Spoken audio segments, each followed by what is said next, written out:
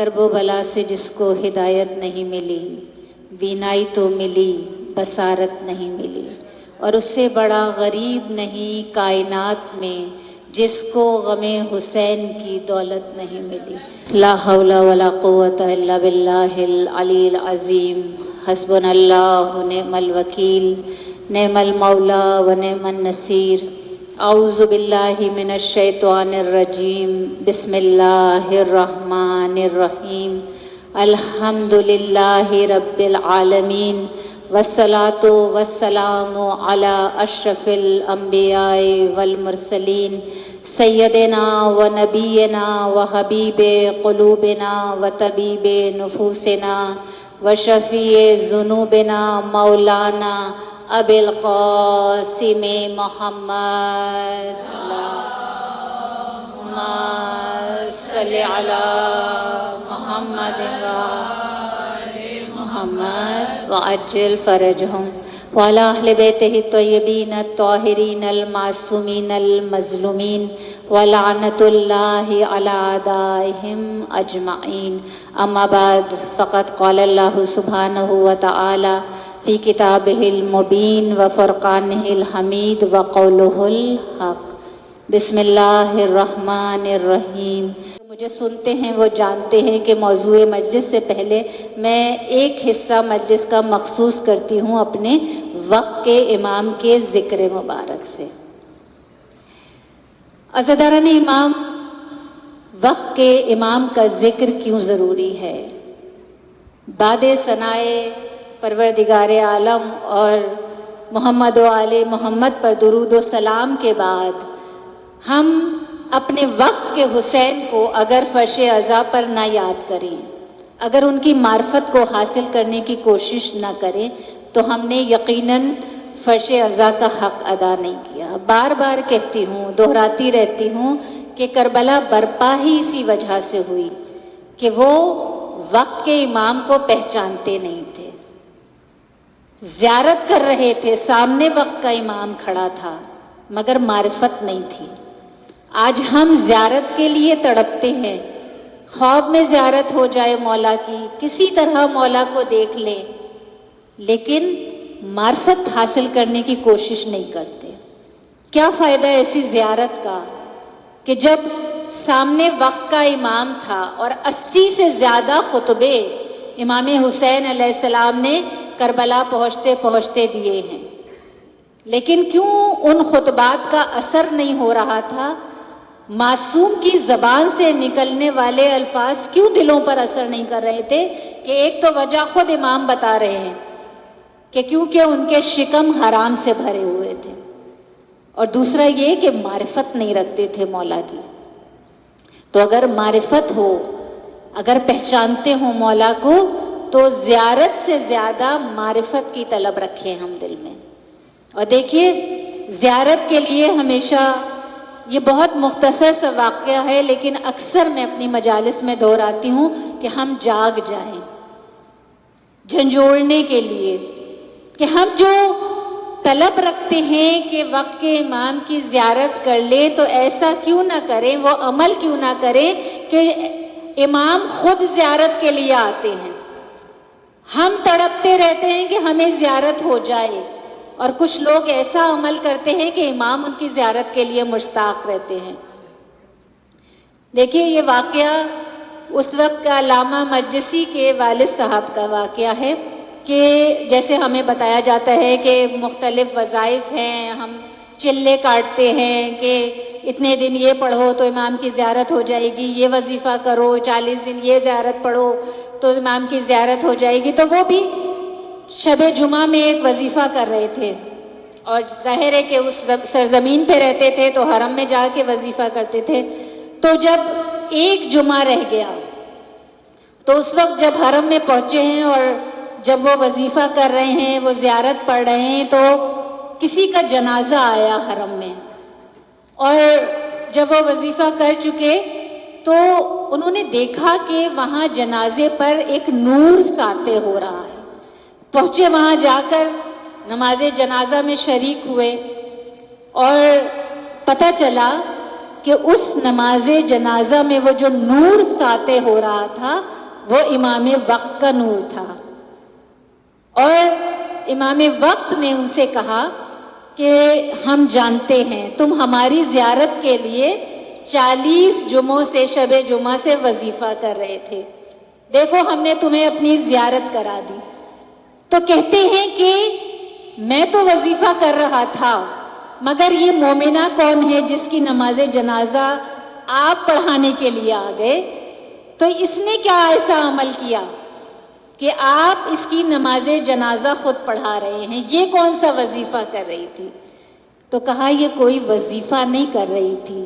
اس زمانے میں جب شاہ ایران کا دور تھا تو کہا کہ یہ وہ عورت تھی، وہ مومنہ تھی کہ جب حجاب پر پابندی تھی، اور اس نے وہ عمل کیا کہ یہ 7 سال تک ضرورت کے تحت بھی گھر سے باہر نہیں نکلی. اس طرح اس نے اپنے حجاب کی حفاظت کی. تو کہا جب مومن کا عمل ایسا ہو جاتا ہے نا تو پھر مومن زیارت کے لیے اس کو وظیفے کی ضرورت نہیں پڑتی، پھر ہم مشتاق ہوتے ہیں کہ ہم اس کی زیارت کرنے کے لیے آ جائیں. درود پڑھیے محمد اللہم صلی علی محمد وآل محمد وعجل فرجہم. تو اذان امام 2 مقام ہیں ایسے کہ جہاں فرشتے بشر انسان پر ہنستے ہیں.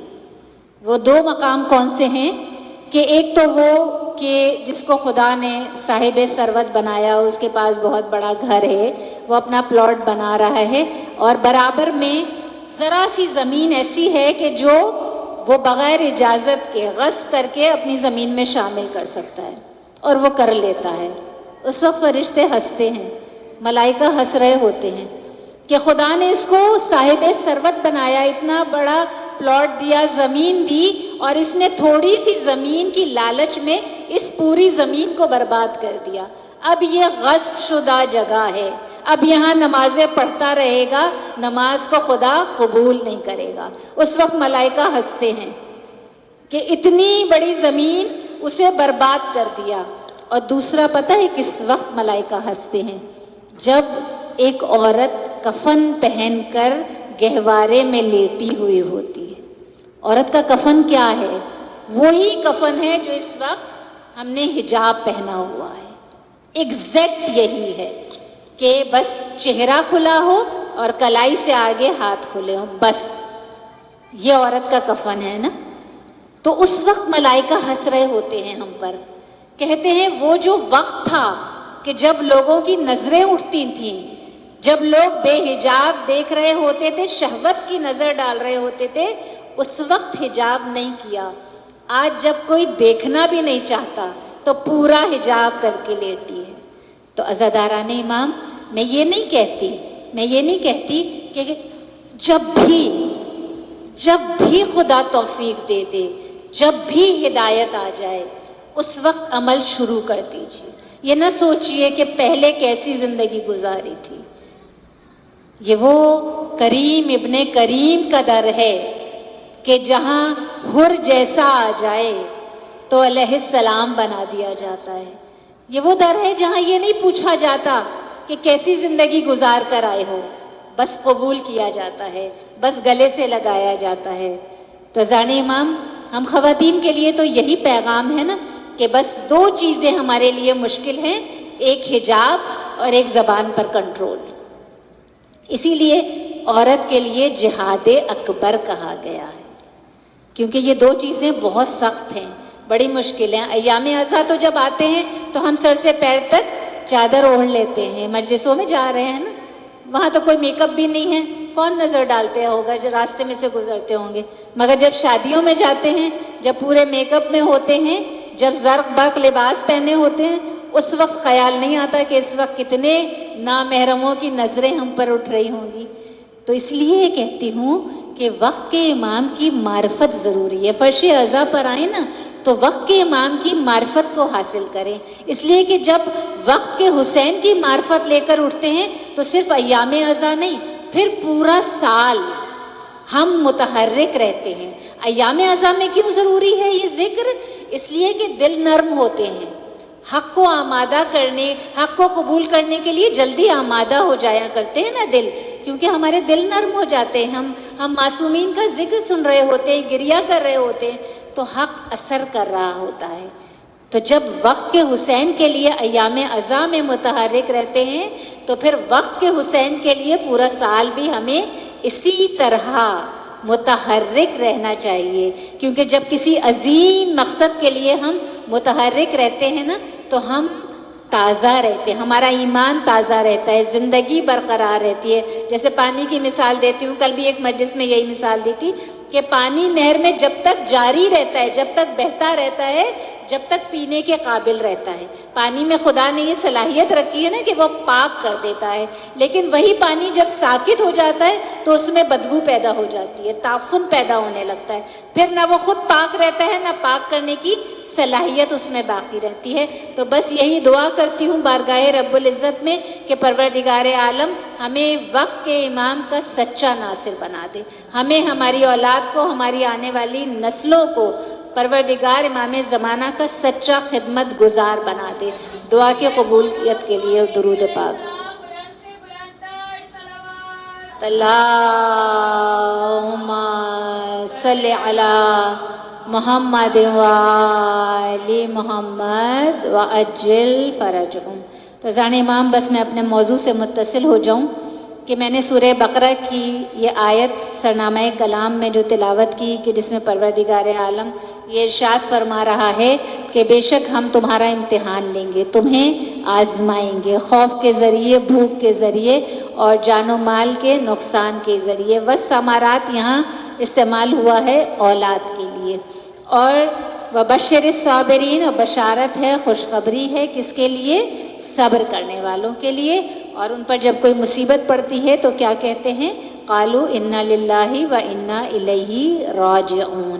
ویسے بھی جب ہم کسی پریشانی میں اگر گرفتار ہو نا تو یہ تاکید ہے کہ یہ اس کا ورد کیا کریں، قالوا انا للہ و انا الیہ راجعون۔ اور یہ تو میں اپنا تجربہ شدہ اس لیے بتا رہی ہوں کہ کچھ سال پہلے ایک پریشانی میں گرفتار تھی تو خواب میں نے دیکھا کہ ایک کمرہ تھا، اندھیرا کمرہ تھا، مگر اتنی بس روشنی تھی، کسی کا چہرہ نظر نہیں آ رہا تھا، مجھے بس یہ محسوس ہو رہا تھا کہ اس کمرے میں بہت سارے لوگ ہیں، اور انہی میں سے کوئی ایک شخص اشارہ کر کے میری طرف کہہ رہا تھا کہ ان سے کہو کثرت سے یہ ورد کریں انا للہ و انا الیہ راجعون۔ ہم یہ سمجھتے ہیں کہ بس خدا نخواستہ جب کسی کی موت ہو جائے تو ہم انا للہ و انا الیہ راجعون پڑھیں، نہیں، یہ تو میں اپنا بتا رہی ہوں تجربہ کہ باقاعدہ یہ مجھے خواب میں اس طرح بشارت دی گئی کہ یہ کثرت سے، اور جب میں نے اس کا ورد شروع کیا، اب کبھی کبھی کوتاہی کر دیتی ہوں لیکن کوشش کرتی ہوں کہ ورد میں رکھوں، لیکن جب شروع کیا پتہ بھی نہیں چلا کہ وہ مشکل کیسے حل ہوتی چلی گئی۔ درود پڑھیے محمد علیہ صلی علی محمد وآل محمد وعجل فرجہم۔ تو زان امام یہ جو پروردگار عالم اس آیہ مبارکہ میں ارشاد فرما رہا ہے، تو ہم اگر اپنے ارد گرد دیکھیں تو ہمیں بہت سارے لوگ ان سارے امتحانات سے گزرتے ہوئے دکھائی دیتے ہیں کہ کوئی خوف کے امتحان سے، کوئی بھوک کے امتحان سے، کوئی مال کے، جان کے، اولاد کے، مختلف طریقوں سے لوگ امتحان سے گزر رہے ہوتے ہیں۔ اور یہ تو وہ امتحان ہے، ہم دنیا کا نظام دیکھیں، امتحان اور آزمائش جو ہے سنت الہیہ ہے، یہ خدا کا نظام ہے، یہ تو خدا کا نظام تو ظاہر ہے کامل ترین نظام ہے۔ ہم دنیا کا بھی اگر نظام دیکھتے ہیں نا تو ہمیں نظر آتا ہے کہ جو چھوٹی چھوٹی ہم اگر مثالیں لیں تو درس و تدریس کی مثال ہمارے سامنے، جب تک امتحان نہیں ہوتا تو اگلی کلاس میں پروموٹ نہیں کیا جاتا، امتحان ہوتا ہے، اب تو خیر کیمبرج سسٹم میں ذرا مختلف ہو گیا، چھوٹے بچوں کا امتحان نہیں لیا جا رہا ہوتا ہے، پروموٹ کر دیتے ہیں، لیکن جب بچہ شعور کی منزل پر آ جاتا ہے تو امتحان ہوتا ہے، اس کے بغیر اگلے درجے میں پروموٹ نہیں ہوتا۔ اسی طرح جب قبر میں جائیں تو وہاں بھی پہلے ہی امتحان، جاتے ہی امتحان، تیرا رب کون ہے، نبی کون ہے، کتاب کیا ہے، امام کون ہے، امتحان شروع ہو جاتا ہے قبر میں اترتے ہی۔ تو دنیا میں بھی جگہ جگہ امتحان ہی امتحان ہے۔ تو کیسے ہو سکتا ہے کہ دنیا کے نظام میں تو جگہ جگہ امتحان ہو پروموٹ کرنے کے لیے، تو وہ اللہ جو امتحان لیتا ہے درجے کو بلند کرنے کے لیے، تو وہ کیسے امتحان نہیں لے گا کہ وہ دیکھے گا تو امتحان لے کے کہ جس کو ایک بلند درجہ دینے جا رہا ہوں اس میں اہلیت ہے بھی کہ نہیں ہے۔ درود پڑھیے محمد و آل محمد۔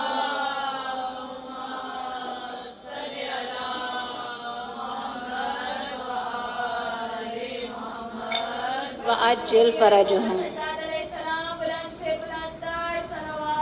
اللہم صلی علی محمد وآل محمد وعجل فرجہم۔ تو امتحان اور آزمائش سنت الہیہ ہے، اور مگر جب اللہ امتحان لیتا ہے نا تو وہ ہر ایک کو امتحان کے لیے نہیں چنتا۔ چھوٹے موٹے امتحان تو سب کے ہوتے ہیں، بیماری آ گئی، تکلیف آ گئی، تھوڑی بہت پریشانی آ گئی، مگر جو سخت امتحان ہے نا وہ اللہ ہر ایک کا نہیں لیتا۔ اللہ چنتا ہے، منتخب کرتا ہے اپنے بندوں میں سے، مقرب بندوں کو چنتا ہے۔ امتحان جو بڑا امتحان ہے اس کے لیے اپنے مقرب بندوں کو چنا کرتا ہے۔ آپ انبیاء کی تاریخ اٹھا کر پڑھیے، کوئی نبی ایسا نہیں گزرا کہ جس کا امتحان نہیں ہوا ہو۔ ائمہ کی تاریخ اٹھا کر پڑھیے، کتنی سخت زندگی گزاری ہے۔ ہم تو کیا کرتے ہیں، ہم تو ججمنٹل ہو جاتے ہیں نا، کسی کو ذرا سی تکلیف سے گزرتے دیکھا تو کیا کہتے ہیں، لگتے ہیں ہاں یہ تو ہے ہی ایسا، اس پر تو جو مصیبت آئی ہے اس کے کرتوتوں کی وجہ سے آئی۔ ہم ایسے ججمنٹل ہوتے ہیں نا، نہیں ہوا کریں، قطعاً نہیں ہوا کریں۔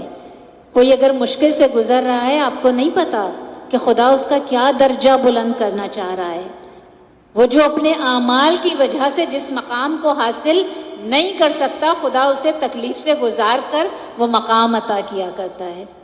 یا اگر ہمیشہ کہتی ہوں، دیکھیے امتحان دو وجوہات کی وجہ سے آتے ہیں، یا تو خدا کوئی بہت بلند درجہ دینا چاہ رہا ہوتا ہے، یا پھر کیا ہوتا ہے کہ ہمارے گناہوں کی وجہ سے بھی ہوتے ہیں۔ اگر گناہوں کی وجہ سے بھی ہے تو بھی بہت بڑی بلیسنگ ہے، اس لیے کہ اللہ دنیا میں پاک کر رہا ہے، ہمیں ہمارے حال پر نہیں چھوڑ رہا۔ کیا ہوتا ہے، ایک ماں بھی کہتی ہے نا، اگر 4 بچے ہیں ان میں سے ایک جو نالائق ہے، جو بہت تنگ کرتا ہے، جس نے زندگی عذاب کر دی ہوتی ہے ماں کی، ماں تنگ آ کر کہتی ہے نا بھاڑ میں جاؤ، جہنم میں جاؤ۔ کہتی ہے ماں کہ ماں کتنی محبت کرتی ہے، لیکن بعض اوقات منہ سے تکلیف کی وجہ سے یہ جملہ نکلتا ہے کہ جہنم میں جاؤ۔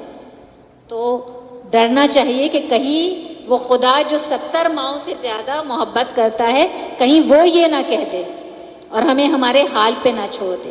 تو اگر وہ گناہوں سے بھی پاک کر رہا ہے مصیبت سے گزار کر، تو بہت بڑی بلیسنگ ہے۔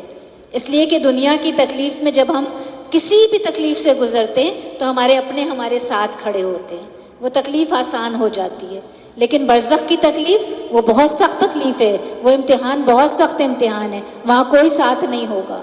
اور وہاں کے لیے تو ائمہ بھی کہہ رہے ہیں، ہر امام نے کہا، میری باتیں ممبر سے بہت سخت لگ رہی ہوتی ہیں اگر حجاب کے لیے کہوں، یا جھوٹ یا غیبت، یہ چیزوں کے لیے اصلاح کرنے کے لیے کہتی ہوں، اسی لیے کہتی ہوں کیونکہ ہر امام نے کہا، ہر امام نے کہا برزخ کی تیاری کر کے آنا۔ محشر میں ہم شفاعت کریں گے مگر برزخ کی تیاری خود کر کے آنا۔ برزخ میں کوئی امام ہمارے اس امتحان سے ہاتھ پکڑ کر ہمیں گزارنے کے لیے نہیں آئے گا۔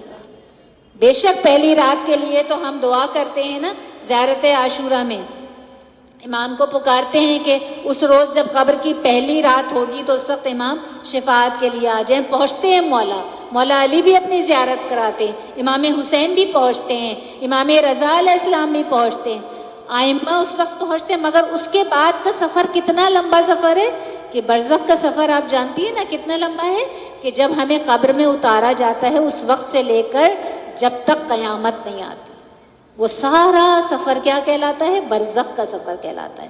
تو کسی امام نے وعدہ نہیں کیا، پورا تاریخ اٹھا کر پڑھ لیجئے، کہیں کسی امام کا چیلنج کے ساتھ ممبر سے کہہ رہی ہوں، کسی امام نے نہیں کہا کہ برزخ کی تیاری میں ہم مدد کریں گے، برزخ تمہاری اگر سخت ہوگی تو ہم پہنچ جائیں گے، تمہیں وہاں سے نکال دیں گے اس امتحان سے، نہیں، اس کی تیاری کر کے آنا۔ اور ہمیشہ یاد رکھیے برزخ ہماری وہی ہے جو ہماری زندگی ہے، جیسی ہم زندگی گزاریں گے ویسی ہماری برزخ ہو جائے گی۔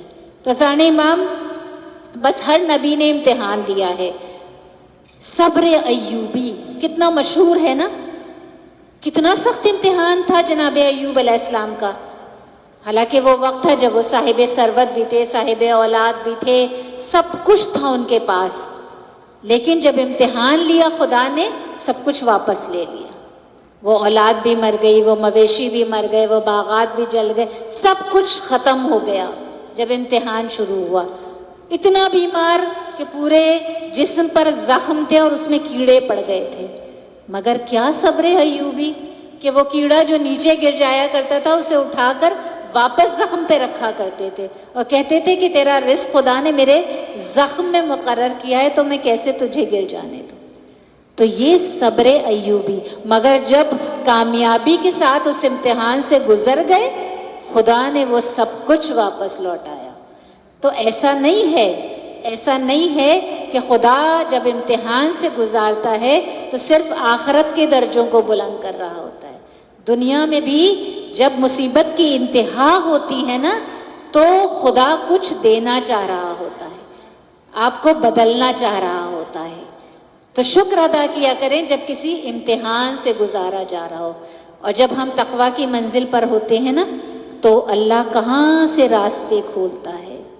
وَمَن يَتَّقِ اللَّهَ يَجْعَل لَّهُ مَخْرَجًا کہ وہ جو تقویٰ اختیار کرنے والے ہیں اللہ ان کے لیے وہاں سے راستہ کھولتا ہے، انہیں وہاں سے نکال دیتا ہے جہاں ایگزٹ نہیں ہوتا. جہاں ایگزٹ نہیں ہوتا وہاں ایگزٹ خدا بنا دیتا ہے. تو تعجب نہیں کرنا چاہیے، مگر شرط کیا ہے؟ اہل تقویٰ. ہم تقویٰ کی منزل پر تو آئیں. تو اسی طرح خدا آسانیاں پیدا کرتا ہے اور وہاں سے رزق عطا کرتا ہے جہاں ہمارا گمان نہیں جا رہا ہوتا ہے. مگر جو اللہ پر توکل کرے وَمَن يَتَوَکَّلْ فَهُوَ حَسْبُهُ کہ جو اللہ پر توکل کر لیتا ہے اللہ اس کے لیے کافی ہو جاتا ہے. یہ جو آیات ہے نا وَمَن يَتَّقِ اللَّهَ يَجْعَل لَّهُ مَخْرَجًا وَيَرْزُقْهُ مِنْ حَيْثُ لَا يَحْتَسِبُ وَمَن يَتَوَکَّلْ عَلَى اللَّهِ فَهُوَ حَسْبُهُ إِنَّ اللَّهَ بَالِغُ أَمْرِهِ قَدْ جَعَلَ اللَّهُ لِشَيْءٍ كُلِّهِ قَدْرًا. یہ سورہ طلاق کی دوسری آیت کا آخری جز اور تیسری آیت. یہ اگر ہم ویسے بھی کسی مشکل میں اگر پڑھیں تو مشکل کے حل ہونے کے لیے مجرب ہے. بس چھوٹا سا مختصر سا واقعہ آپ کے یقین کو بڑھانے کے لیے آپ کی سماعتوں کی نظر کروں.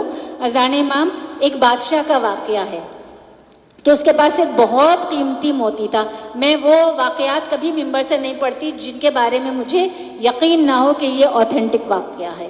یا تو وہ مستند کتاب میں موجود ہوتا ہے یا کسی اوتھینٹک عالم دین کی زبان سے ممبر سے ادا ہوا ہوتا ہے تو وہی واقعہ میں ممبر سے بیان کرتی ہوں.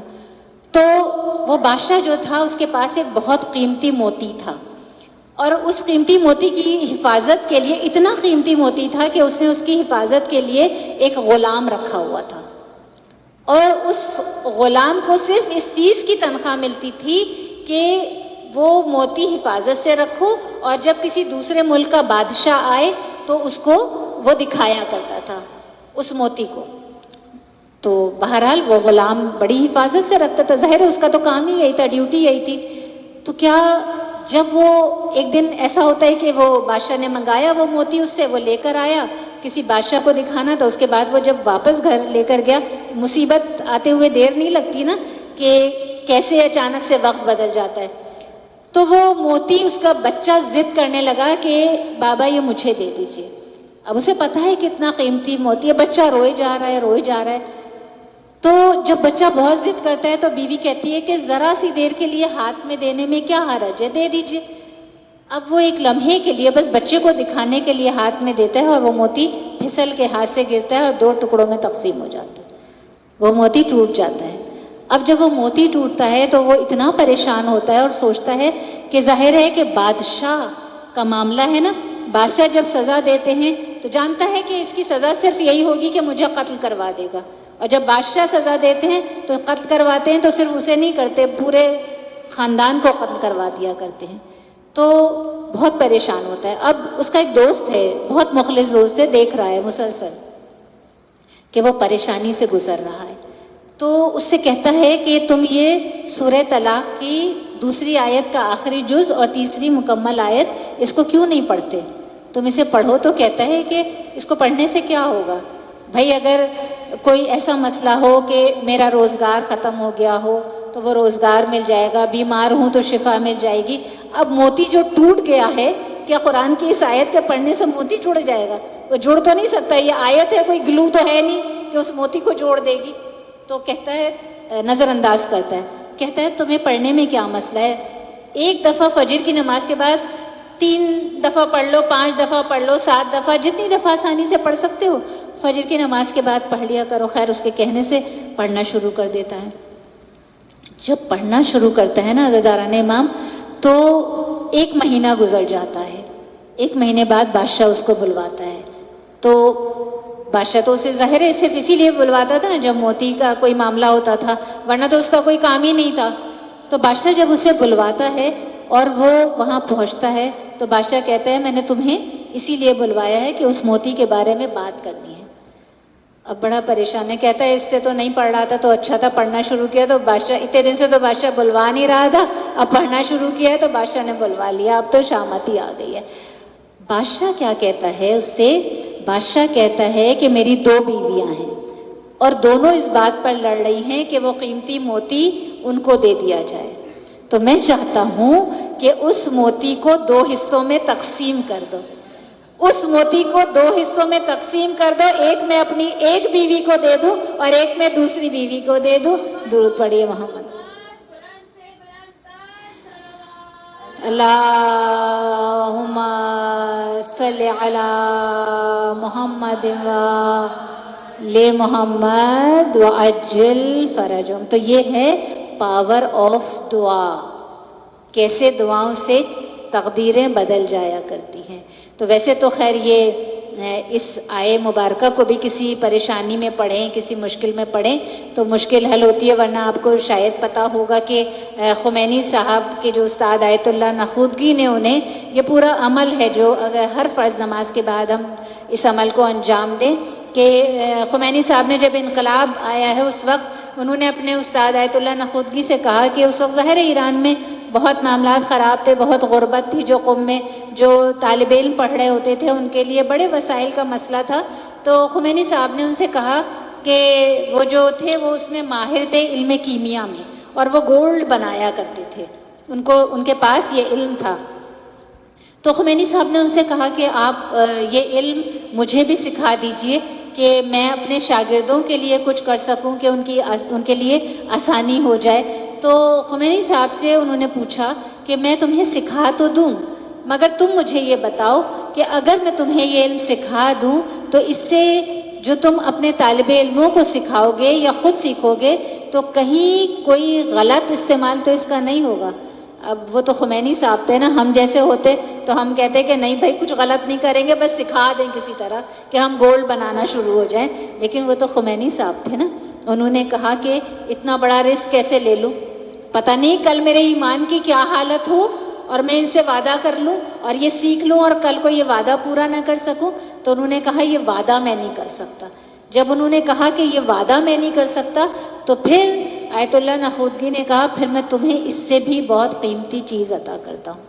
تب انہوں نے یہ عمل بتایا کہ ہر فرض نماز کے بعد, جیسے ہم ظہر کی اور عصر کی ہم ملا کے پڑھتے ہیں نا, تو لیکن اس میں ایسا نہیں ہے کہ ظہر اور عصر میں دونوں نمازیں پڑھنے کے بعد آپ پڑھیں, ظہر کے بعد الگ, عصر کے بعد الگ, مغربین بھی جب ہم پڑھتے ہیں تو مغرب اور عشاء میں الگ الگ, 5 نمازوں میں الگ الگ اس عمل کو اس طرح کریں کہ آیت الکرسی تو ہم سب پڑھتے ہیں, ہم کو پتہ ہے کہ کتنے بینیفٹس ہیں, کہ ہم اگر آیت الکرسی ہر فرض نماز کے بعد پڑھتے ہیں تو بس اتنا فاصلہ ہے جنت میں اور ہم میں کہ ہم جیسے ہی ہماری روح پرواز کرے گی تو اگلا قدم ہمارا جنت میں ہوگا. لیکن قطعاً میں بار بار کہتی ہوں کوئی ان چیزوں سے یہ نہ سوچ لیا کرے کہ عمل نہیں کرنا کچھ, بار بار دہراتی رہتی ہوں نا کیونکہ ہمارے اوپر بہت بھاری ذمہ داری ہوتی ہے جنہیں مولا نے یہاں بٹھایا ہوتا ہے. آپ لوگوں کا امتحان اتنا سخت نہیں ہوگا جتنا میرا ہوگا.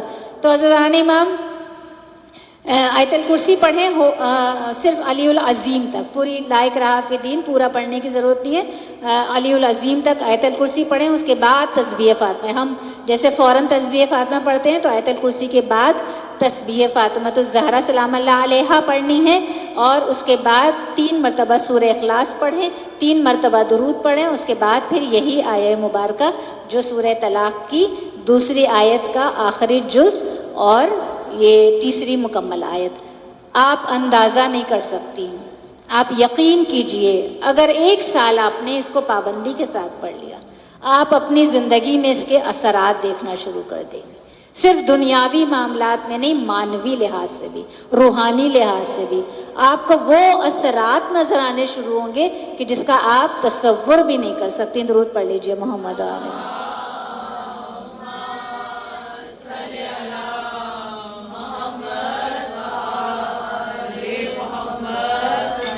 جل فرج اللہم صلی علی محمد وآل محمد وعجل فرجہم. تذان امام، ہمیں صبر کرنا ہے کسی بھی امتحان سے گزرتے وقت، لیکن یہ واضح کرتی چلوں کہ صبر میں اور برداشت میں بہت فرق ہوتا ہے. قرآن میں اللہ نے یہ نہیں کہا کہ میں برداشت کرنے والوں کے ساتھ ہوں. قرآن میں اللہ کہہ رہا ہے ان اللہ مع الصابرین، کہ میں صبر کرنے والوں کے ساتھ ہوں. اب صبر اور برداشت میں فرق کیا ہے؟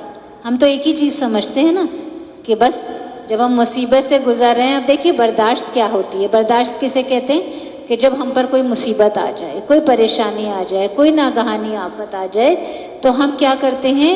ہم شکایتیں کر رہے ہوتے ہیں، ہم پکڑ پکڑ کر لوگوں کو بتا رہے ہوتے ہیں فلاں نے ہمارے ساتھ یہ کر دیا، فلاں نے یہ ظلم کر دیا، ہم نے تو اتنا اچھا کیا تھا، اس نے اتنا برا کر دیا. درد اور تکلیف سے جو گزر رہے ہوتے ہیں نا، لوگوں کے سامنے رو رہے ہوتے ہیں. لوگوں کے سامنے نہیں رونا ہے. رونا ہے تو بس اس کے سامنے رونا ہے کہ جو ان آنسوؤں کی قیمت جانتا ہے. بس مصلی پر آ کر ہم لوگوں کے سامنے روتے ہیں. جب لوگوں کے سامنے روتے ہیں نا تو وہ مصیبت بڑھنا شروع ہو جاتی ہے. یہ آزما لیجئے گا. یہ میرا قول نہیں ہے، مولائے کائنات علی ابن ابی طالب علیہ السلام کا قول ہے. اللہم صلی علی محمد وآل محمد وعجل فرجہم، کہ مصیبت کو جب بار بار دوسروں کے سامنے ہم رونا روتے رہتے ہیں تو وہ مصیبت کم ہونے کے بجائے بڑھنا شروع ہو جاتی ہے. تو وہ برداشت ہے کہ جس میں آپشن تو کوئی نہیں ہے نا. اب مصیبت آئی ہے تو جھیلنا تو ہے، لیکن رو رو کے جھیلیں گے، دوسروں کو سنا سنا کے جھیلیں گے، اور جس نے مصیبت ڈالی ہے اس کو کوستے رہیں گے تو کیا ہوگا؟ وہ صرف برداشت کر رہے ہیں، ہم صبر نہیں کر رہے. یہ صبر کی منزل نہیں ہے. صبر کیا ہے؟ صبر یہ ہے کہ جب کوئی مشکل آ جائے، کوئی پریشانی آ جائے، کوئی مصیبت آ جائے تو ان سب کو جمع کریں، ایک پیکٹ بنائیں. یہ تو سمجھانے کے لیے کہہ رہی ہوں نا کہ ایک پیکٹ بنا لیں تصور میں، اور وہ پیکٹ جا کر خدا کی بارگاہ میں رکھ دیں. کس طرح کریں کہ اپنے تمام معاملات اللہ کے سپرد کر دیں. وَأُفَوِّضُ أَمْرِي إِلَى اللَّهِ إِنَّ اللَّهَ بَصِيرٌ بِالْعِبَادِ، کہ میں اپنے معاملے کو اللہ کے سپرد کرتی ہوں، بے شک وہ سب سے زیادہ اپنے بندوں سے باخبر ہے.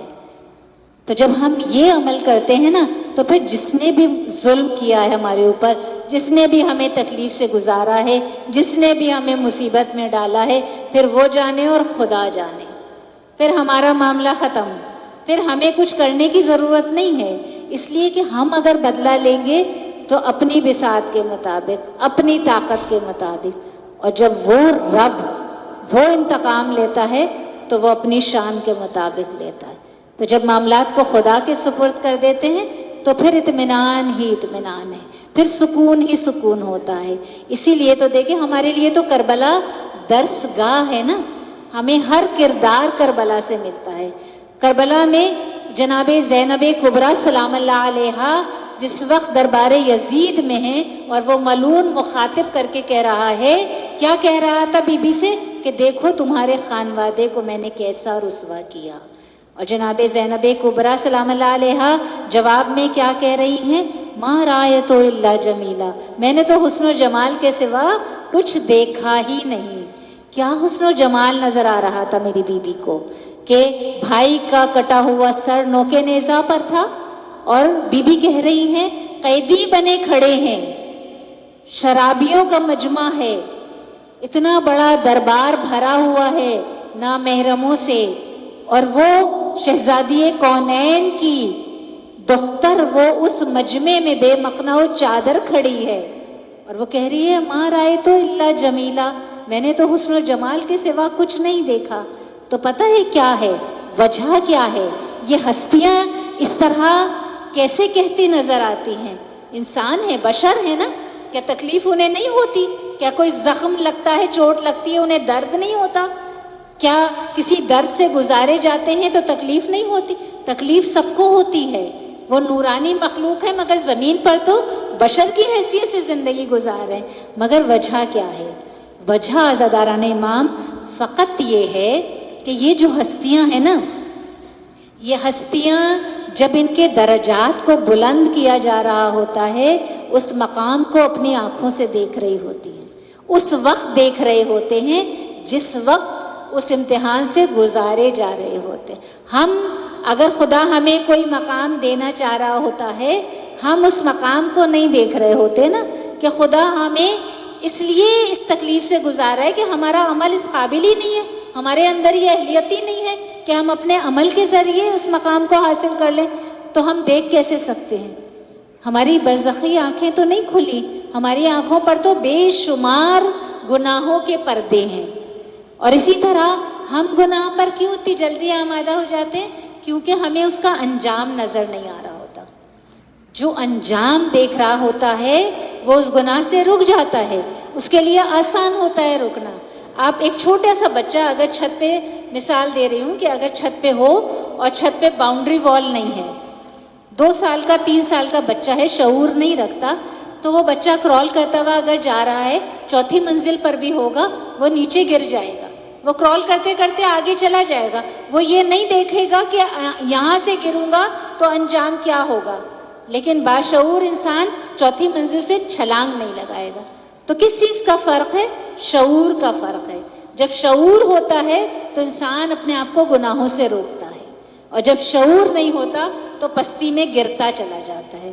تو اذان امام بس اسی لیے کہتی ہوں کہ بے شک مشکلیں آتی ہیں، بے شک مصیبتیں آتی ہیں، بے شک اللہ امتحان سے گزارتا ہے، مگر ہم وہ خوش نصیب ہیں کہ جنہیں خدا نے مشکل کے ساتھ ساتھ مشکل کشا بھی عطا کیا ہے. جب کسی مشکل میں پڑ جاتے ہیں تو مشکل کشا کو پکارتے ہیں. دنیا کہتی رہتی ہے یا علی مدد کہنا شرک ہے، مگر ہم کیا کہتے ہیں جو باد نسیم کہتی ہے، یا علی یا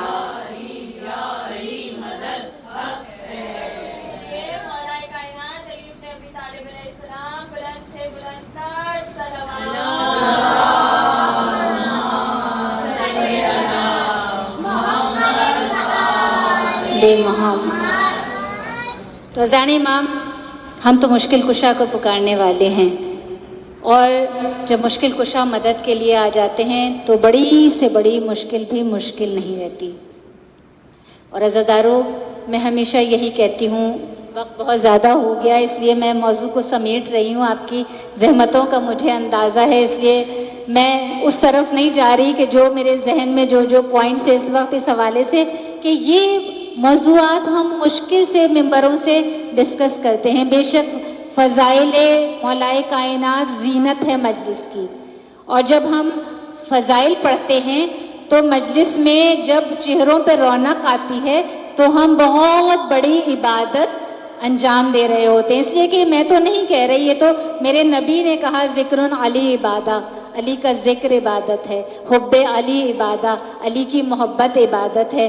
اور جب یہ تو جناب عائشہ وہ روایت کر رہی ہیں نا کہ وہ اپنے بابا سے کہہ رہی تھی کہ پوچھ رہی تھی کہ جب رسول نے کہا کہ علی کا چہرہ دیکھنا عبادت ہے، تو انہوں نے کہا کہ پوچھا حضرت ابو بکر نے کہ یا رسول اللہ جب علی نہیں ہوں گے تو پھر کیسے یہ عبادت ہوگی؟ تو کہا پھر علی کا ذکر کرنا عبادت ہوگا۔ تو پھر کہا کہ اگر ذکر پر پابندی لگ گئی، اب جانتے تھے نا آگے کیا ہونے والا ہے کیونکہ نسلیں تو آگے تک چلنی تھی، تو کہا اگر ذکر پہ پابندی لگ گئی پھر ان کے شیعہ کیسے یہ عبادت کریں گے؟ ہمارے لیے پوچھ رہے ہیں نا۔ تو کہا کہ اس وقت جب ذکر پر پابندی ہوگی تو علی کی محبت دل میں رکھنا عبادت ہے۔ اس وقت دلوں میں اگر علی کی محبت ہوگی تو اس وقت بھی وہ محب عبادت کر رہے ہوں گے۔ تو ذکر علی کو تو خدا نے عبادت قرار دے دیا ہے۔ درود پڑھیے محمد علیہ۔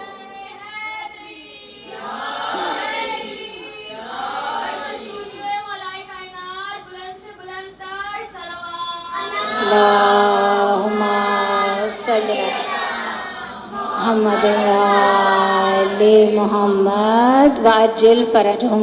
باد نسیم کہتی ہے ہر گل کو چھیڑ کر، تم بھی تو مسکرا کے کہو یا علی مدد۔ ہم نے کہا تو مورد الزام ہو گئے، خیبر میں خود نبی نے کہا یا علی مدد۔ اور محسن میری لحد میں وہ منظر عجیب تھا جب میں نے خود علی سے کہا یا علی مدد، یا علی۔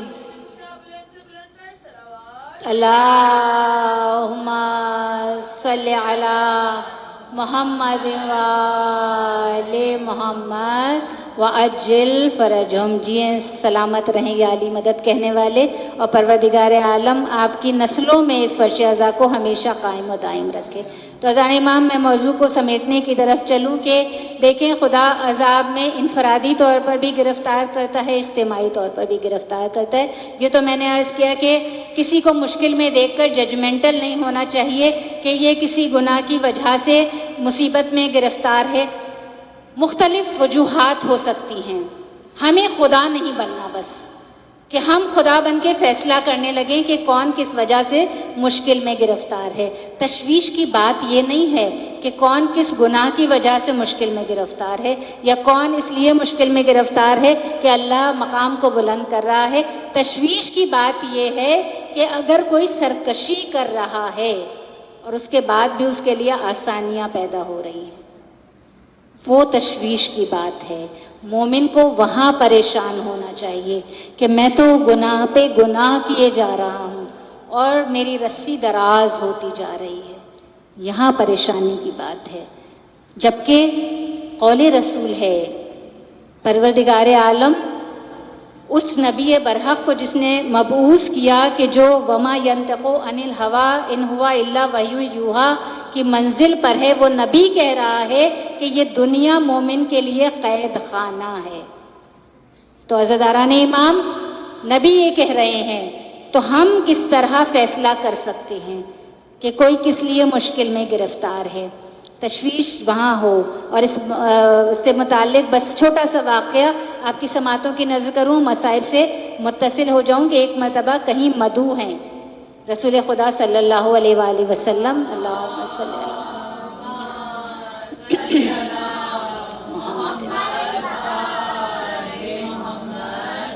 کھانے پر مدعو ہیں اور اس کے یہاں دیکھتے ہیں کہ مرغی پلی ہوئی ہے اور وہ مرغی دیوار پر بیٹھی ہوئی ہے۔ مرغی نے انڈا دیا اور وہ انڈا دیوار سے نیچے گرا اور ایک تار میں اٹک گیا، ٹوٹا نہیں۔ تو رسول نے تعجب سے دیکھا۔ جب رسول کو تعجب ہوا تو وہ شخص کہتا ہے کہ آپ متعجب کیوں ہیں؟ مجھے تو کوئی تعجب نہیں ہوا، اس لیے کہ میرا تو آج تک کبھی ایک ذرے کے برابر بھی کوئی نقصان نہیں ہوا، میں نے کبھی کوئی نقصان نہیں دیکھا۔ تو رسول پریشان ہوئے۔ آپ سوچیں کہ وہ رسول کے بہت کم ملتا ہے کہ جو اخلاق کے کس درجے پر فائز ہیں، عظیم درجے پر فائز ہیں جو رسول کے بہت کم ملتا ہے کہ ان کے چہرے پر ناگواری کے آثار نمایاں ہوا۔ وہ رسول پریشان ہو گئے اور حیران ہو کر ناگواری کا اظہار کرتے ہیں اور کہتے ہیں کہ میں یہاں کھانا نہیں کھا سکتا۔ کسی مومن کے لیے ممکن نہیں ہے کہ وہ ذرہ برابر بھی کسی تکلیف یا نقصان سے نہ گزرے۔ مومن کو پریشان ہونا چاہیے کہ اگر 40 دن گزر جائیں اور خدا اسے کسی تکلیف سے نہ گزارے، چاہے وہ کانٹا چبھنے کی ہی تکلیف کیوں نہ ہو۔ تو رسول خدا نے وہاں کھانا نہیں کھایا کہ یہ تشویشناک بات ہے۔ تو ہمیں بھی یہاں بس پریشان ہونا چاہیے کہ اگر ہم سرکشی کر رہے ہیں، اگر گناہ پہ گناہ کر رہے ہیں اور ہماری رسی نہیں کھینچی جا رہی، تو یہ مقام ہے تشویش کا۔ اس لیے پریشانیوں میں، مصیبتوں میں پریشان نہیں ہوا کیجیے، گناہ کرتے وقت پریشان ہوا کیجیے، اور اس سے زیادہ پریشان ہوا کیجیے کہ گناہ بھی سرزد ہو رہا ہے اور پھر رسی بھی نہیں کھینچی جا رہی۔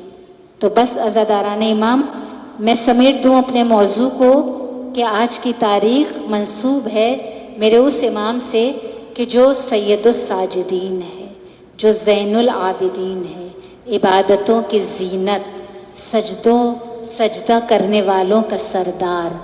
جو مومنات زیارات پر گئی ہیں انہیں پتہ ہے کہ قدم قدم پر سید سجاد کے مصلے ہیں، اور جو بندھے ہاتھوں سے مصلے پر آ کر کھڑا ہو جائے اسے سید سجاد کہتے ہیں۔ عزاداران امام، آج 24 محرم ہو گئی، شب ہے مدینے کے ویران ہونے کی۔ عزاداران امام، ہر مجلس میں، ہر فرش پر سید سجاد پرسہ لینے کے لیے آتے ہیں۔ آیت اللہ تقی بہجت سے کسی نے کہا کہ آغا ہماری بہت ساری دعائیں قبول نہیں ہوتی، دعا مانگتے رہتے ہیں، دعا قبول نہیں ہوتی۔ کہا جب مجلس حسین میں جایا کرو تو جہاں عزادار جوتے اتارتے ہیں نا، وہاں تھوڑی دیر بیٹھ جایا کرو اور وہاں بیٹھ کر دعا مانگا کرو۔ اور اس شخص نے پوچھا آغا کیا فرش عزا پر دعا پوری نہیں ہوتی؟ کہا وہاں بھی پوری ہوتی ہے، مگر اس جگہ ضرور پوری ہوتی، اس لیے کہ وہاں تمہارا چوتھا امام تنہا بیٹھا ہوتا ہے۔ بس اس کے قریب جایا کرو اور جا کر کان میں کہہ دیا کرو کہ مولا میرا یہ مسئلہ حل نہیں ہو رہا، مولا بس یہ مسئلہ حل کر دیجیے۔ عزادارو، آج تو سید سجاد کی فرش عزا ہے، آج نہ جانے کون کون آیا ہوگا، حسین بھی آئے ہوں گے، عباس بھی آئے ہوں گے، سکینہ بھی بھائی کا پرسہ لینے بیٹھی ہوگی، اور زینب تو شام سے ضرور آئی ہوگی۔ آج غیرت کے بادشاہ کا پرسہ ہے نا عزادارو۔ سید سجاد شام کے بازار سے، کوفہ کے بازار سے گریہ کرتا ہوا میرا مولا گزرتا تھا، اور نوکے نیزہ پر بابا کے سر کو دیکھتا جاتا تھا۔ جب بھی حسین کا سر نزدیک آیا کرتا تھا نا، اس وقت سید سجاد سر کے قریب جاتے تھے اور جا کر رو کر کہتا تھا میرا مولا کہ بابا تیرا ضربے کھا کر شمر کے کند خنجر سے ذبح ہو جانا بہت آسان ہے بابا، مگر 54 موڑوں پر قتل ہونا بابا وہ بہت مشکل امر ہے بابا۔ سجاد کی شہادت بہت بڑی ہے۔ عزاداران امام، آج غیرت کے بادشاہ کو پرسہ دینا ہے، جو بھرے مجمع سے بہنوں کو، ماں بہنوں کو، پھپھی کو بے مقنع چادر لے کر گزرا ہے۔ میں کہتی ہوں آج بھی بچیاں جب بازار سے گزرتی ہیں نا، اور اگر بھائی ساتھ ساتھ چل رہا ہوتا ہے تو بچیاں اگر حجاب میں بھی ہوتی ہیں نا، بھائی اثار کر لیتے ہیں۔ جب مجمع سے گزر رہے ہوتے ہیں، بھائی ہاتھوں سے اثار کرتا ہے، آگے آگے چلنے لگتا ہے، ایسا پروٹوکول ہوتا ہے بھائی کا۔ ارے ذرا تصور کرو سید سجاد کی غربت کا۔ ارے میرا مولا، ماں بہنیں بے مقنع چادر، اور سید سجاد ارے حصار نہیں کر سکتے، ہاتھوں میں ہتھ کڑیاں، سر سے پیر تلک زنجیریں۔ اجرکم اللہ، خدا آپ کو کسی غم میں نہ رلائے سوائے غم حسین کے۔ عزاداران امام، بڑی مشکل ہے سید سجاد کی شہادت۔ ارے میرا مولا، بس شب شہادت ہے، شہادت کے چند جملے عرض کروں۔ 20 محرم کو سید سجاد کو زہر دے دیا گیا۔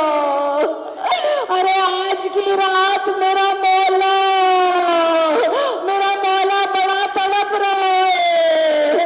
عزاداران امام، ارے زہر نے اثر کرنا شروع کیا۔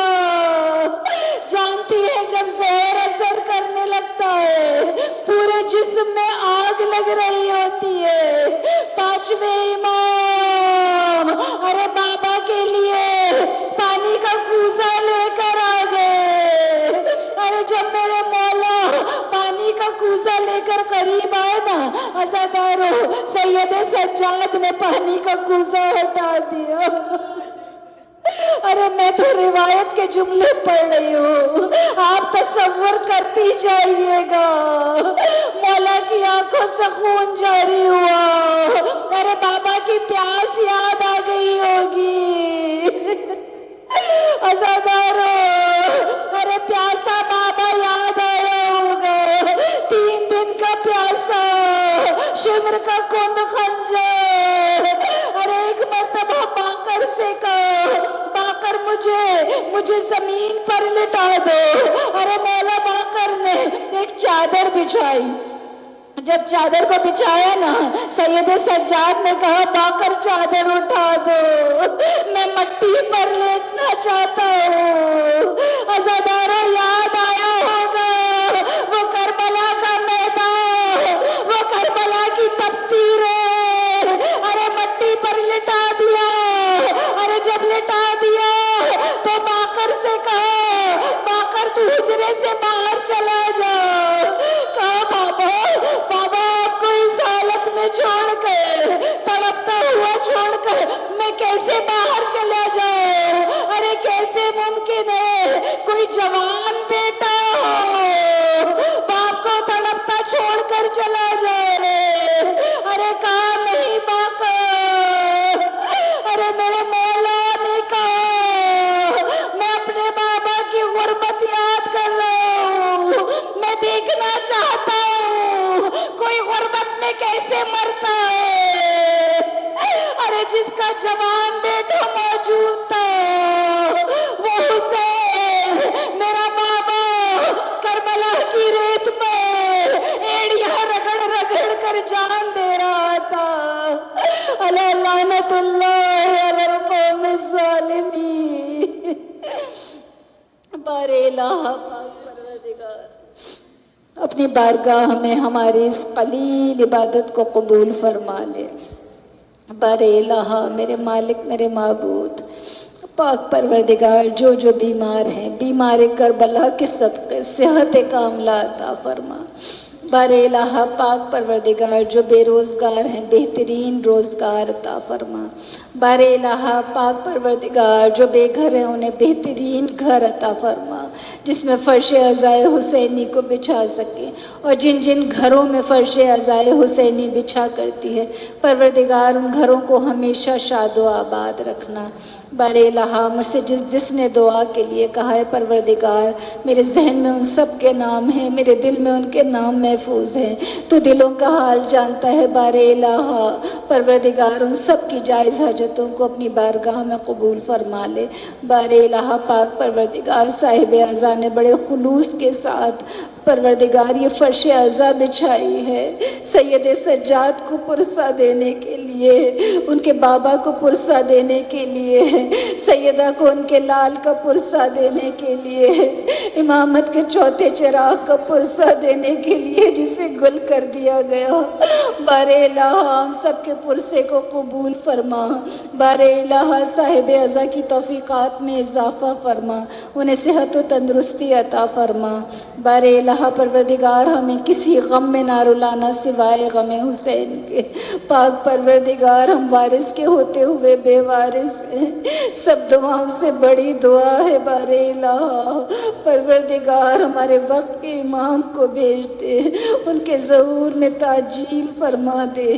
ربنا تقبل منا انک انت السمیع العلیم۔ ماتم حسین۔